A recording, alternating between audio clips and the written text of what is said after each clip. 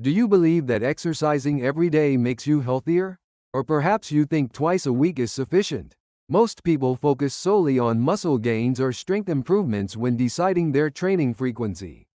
But what they're missing is the most crucial factor of all: joint health.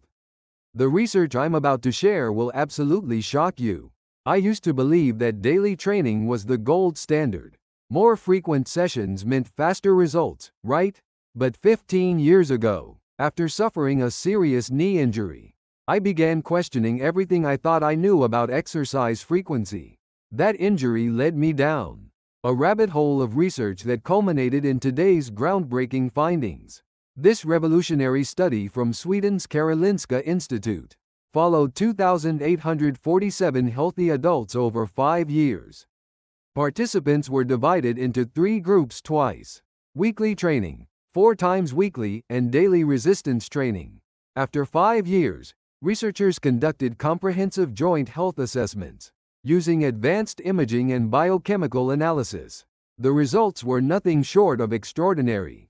The most shocking discovery was that the daily training group had the worst joint health outcomes. Cartilage damage markers were 73% higher than the twice-weekly group, while joint inflammation levels soared 85% higher. Meanwhile, the 4 times weekly group maintained similar joint health to the twice-weekly group, but achieved significantly superior strength and endurance gains. But here's the critical insight: it's not just about frequency.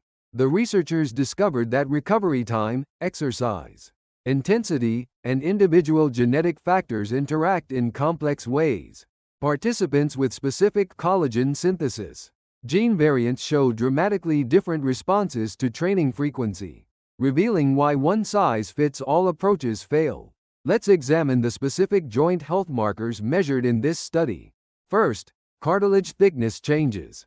Using MRI and ultrasound imaging, researchers measured cartilage in knees, shoulders, and hips. The twice-weekly group maintained cartilage thickness throughout the 5 years, with some participants actually showing slight increases.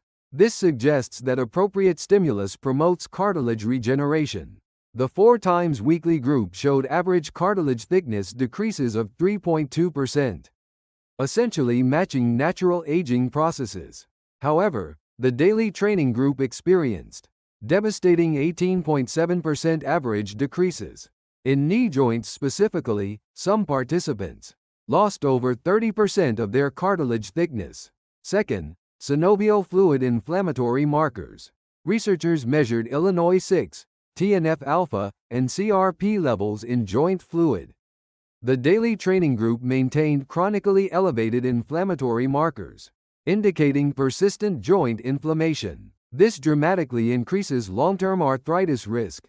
After 5 years, arthritis diagnosis rates were 4.3 times higher in daily training participants compared to twice-weekly trainers. Third, ligament and tendon elasticity changes.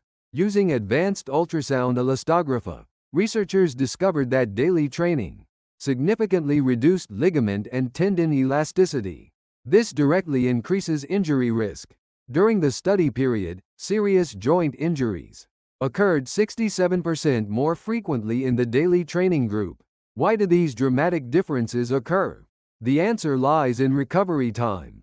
Joint structures require minimum 48 to 72 hours for complete recovery after resistance training. Cartilage, lacking blood supply, recovers even more slowly. Daily training prevents adequate recovery, allowing microscopic damage to accumulate into major problems. The most fascinating discovery involved cartilage self-repair mechanisms.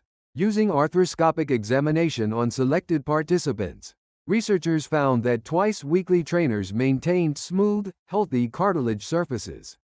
However, daily trainers showed extensive microscopic fractures and surface roughening. The underlying biochemistry is equally revealing. Appropriate exercise stimulates chondrocyte synthesis of collagen and proteoglycans, essential cartilage components. Excessive training disrupts this synthesis, while simultaneously increasing cartilage-degrading enzyme activity. The daily training group showed 156% higher MMP13 activity, a key cartilage-destroying enzyme, compared to twice-weekly trainers. Synovial fluid analysis revealed additional insights. Healthy joint fluid should be rich in hyaluronic acid with high viscosity. Daily trainers showed significantly reduced hyaluronic acid concentrations, compromising joint lubrication and accelerating wear. A crucial discovery involved the interaction between exercise intensity and frequency. High-intensity daily training produced severe joint damage, while low-intensity daily training showed relatively better outcomes. However, even low-intensity daily training couldn't match twice or 4 times weekly protocols. Age and gender differences were stark. Participants over 40 showed more pronounced negative effects from excessive training frequency. Over 40 daily trainers had 2.8 times higher arthritis risk compared to younger participants. Postmenopausal women showed particularly severe responses to overtraining due to estrogen-related factors. Exercise experience proved protective. Participants with over 5 years of consistent training maintained better joint health at any frequency. This reflects superior movement patterns and body awareness. Among experienced trainees, what's the optimal training frequency? The research clearly indicates 3 to 4 times weekly provides the ideal balance between strength gains and joint preservation. 3 times weekly training improved strength 23% more than twice weekly while maintaining virtually identical joint health markers. Individual factors require consideration. The researchers developed a joint health risk assessment, incorporating age, gender, injury history, genetic factors, and occupational demands.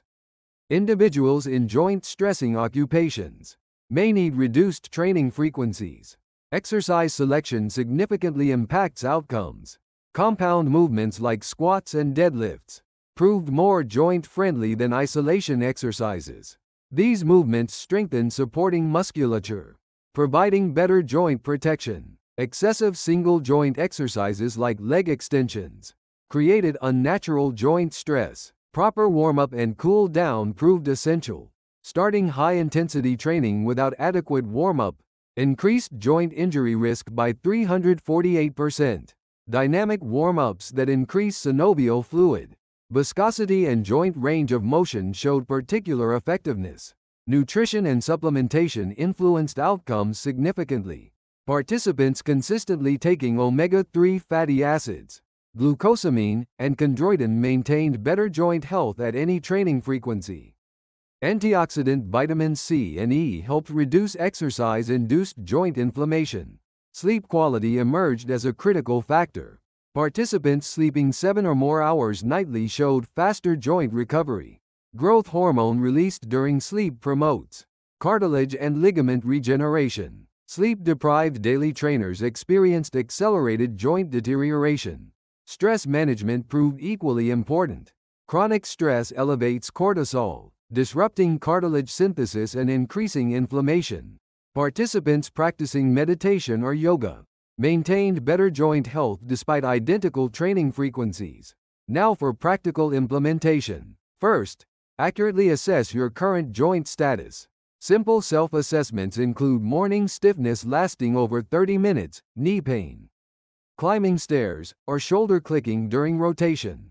For joint health optimization, establish 3 times weekly training as your baseline. Train Monday, Wednesday, Friday with complete rest or light cardio. Tuesday, Thursday, and weekends. This provides crucial 48-hour recovery windows between sessions. Use RPE scaling for intensity management. On a 1 to 10 scale, where 1 is effortless and 10 is maximum effort, maintain 7 to 8 intensity. Consistent moderate intensity beats sporadic maximum efforts for joint longevity. Pre- and post-exercise joint care is crucial. Spend 10 to 15 minutes on dynamic warm-ups before training and static stretching afterward.